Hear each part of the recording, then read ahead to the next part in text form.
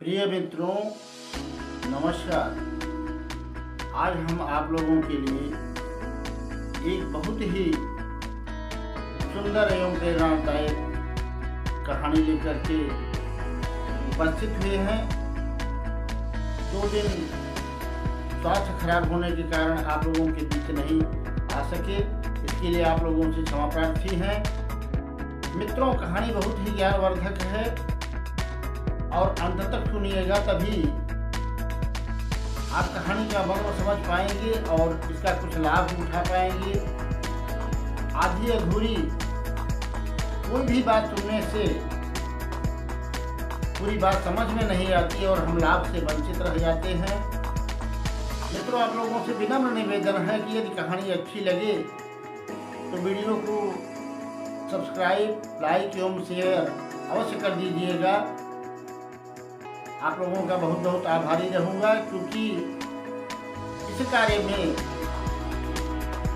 मुझे बहुत ही मेहनत करनी पड़ती है, विचार विमर्श करना पड़ता है, फिर आप लोगों के सामने एक सुंदर विचार से युक्त कहानी रख पाता हूँ।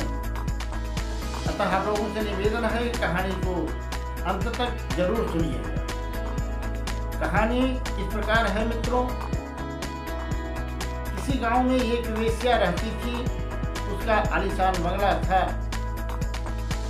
और उसके सामने एक बढ़िया कुआं और जगत बनवा दिया था उसने, और मंदिर बनवा दिया था।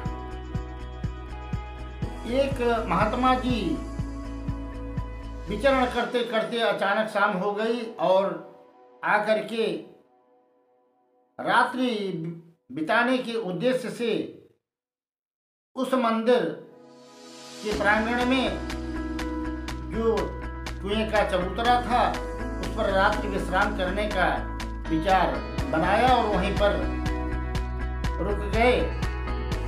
धीरे धीरे रात्रि होने लगी, अंधेरा छा गया। महात्मा जी को धीरे धीरे यह बात समझ में आने लगी कि मैं गलत जगह रुक गया हूँ, क्योंकि उस वेश्या के घर जब लोगों का आवागमन होने लगा तो उन्हें आभास हो गया यह किसी संभ्रांत व्यक्ति का घर तो नहीं, एक वेश्या का ही घर है, क्योंकि जिस प्रकार के लोग वहां आ जा रहे थे, वहां के वातावरण और हाव भाव से उन्हें यह समझ में आ गया। परंतु महात्मा जी ने मन में विचार किया कि मुझे इसके कार्यों से क्या लेना देना, मुझे तो रात्रि विश्राम करना है और फिर सुबह चले जाना। परंतु एक तभी घटना घटती है। गांव में किसी व्यक्ति के मरने का समाचार चारों तरफ फैल गया और सभी लोग उस तरफ जाने लगे, उसकी चर्चा होने लगी। वेश्या की यहाँ भी यह चर्चा हुई। उस वेश्या ने अपने 2 नौकरों को बुलाया और कहा, जाओ देखो वह व्यक्ति स्वर्ग गया अथवा नर्क। अब उसके नौकर गए जहां पर आदमी की मृत्यु हुई थी और वहां से लौट करके आए तो वेश्या को बताया कि वह व्यक्ति स्वर्ग गया। अब ये सारी बात महात्मा जी सुन रहे थे। मन में विचार करने लगे कि मैंने इतनी तपस्या की, इतने दिनों तक समय व्यतीत किया, भगवत चिंतन किया, पर मुझे यह ज्ञान नहीं हुआ कि कौन व्यक्ति स्वर्ग जाता है, कौन नरक जाता है। इसका मुझे आज तक ये विद्या समझ में नहीं आई, और यह अनपढ़ गंवार वेश्या कैसे जान पाती है। वह मन मन विचार कर ही रहे थे और उन्होंने सोचा कि यह कुछ भी हो, पर उसके पास यह विद्या है और जानने लायक है, और ज्ञान कहीं से भी मिल जाए तो ले लेना चाहिए। और इस उद्देश्य से वह संत जी उस वेश्या के पास गए और कहा, देवी यह बताओ कि मैंने सभी वेद वेदांत पढ़ लिए, पुराण शास्त्र पढ़ लिए, पर ऐसी विद्या मैंने आज तक नहीं पढ़ी कि मैं जान पाऊं कि कौन व्यक्ति मरने के बाद स्वर्ग गया और कौन नरक गया। उस वेश्या ने प्रणाम करते हुए हाथ जोड़ करके महात्मा जी से कहा, अरे गुरुदेव, यह बहुत ही सामान्य सी बात है। अरे जिस व्यक्ति के मर जाने पर वहां पर उपस्थित लोग जो होते हैं, सगे संबंधी अथवा गांव वाले, समाज वाले इकट्ठा होते हैं तो आपस में कुछ काना फूसी अवश्य करते हैं। और जिस व्यक्ति जब वो बातें करते हैं तो उस व्यक्ति के बारे में, मृत व्यक्ति के बारे में बातें करते हैं।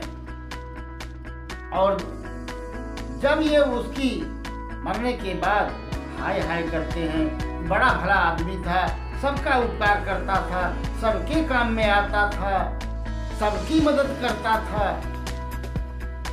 चला गया।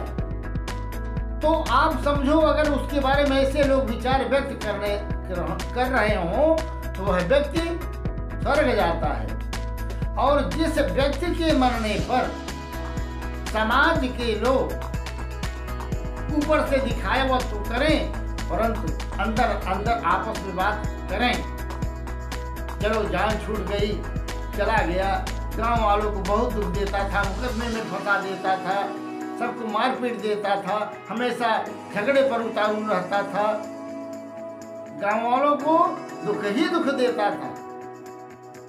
और इस तरह का विचार व्यक्ति जब लोग करें और जिसके मरने पर प्रसन्न होकर कहें चला गया, जान छूट गई, तो आप समझ लो महाराज ये नरक गया, इसमें किसी विद्या की आवश्यकता नहीं है। और तब महात्मा जी ने कहा, वास्तव में ये बहुत ही सरल बात है, पर मैं आज तक समझ नहीं सका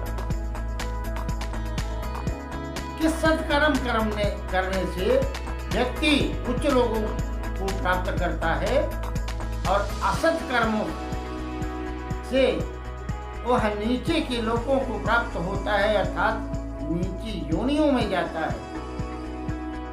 अतः सभी साथियों से विनम्र निवेदन है कि जीवन में हो सके तो मनुष्य तन के रहते लोगों का उपकार करें, भलाई करें, भगवत चिंतन करें, परंतु भूल कर भी किसी को मनसा वाचा कर्मणा दुख न दें। इस कहानी का यही आशय निकलता है। और इसके साथ साथ एक चीज बहुत ही मार्केबल है कि बहुत ज्यादा पढ़ाई लिखाई और ज्ञान से अनुभव नहीं आता, समझ नहीं आती। कभी कभी गंवार व्यक्ति भी अनुभव के माध्यम से बहुत ऊंचे ज्ञान को प्राप्त कर लेते हैं। अगले सत्र में हम पुनः आपसे मिलेंगे। राधे राधे, जय श्री कृष्ण।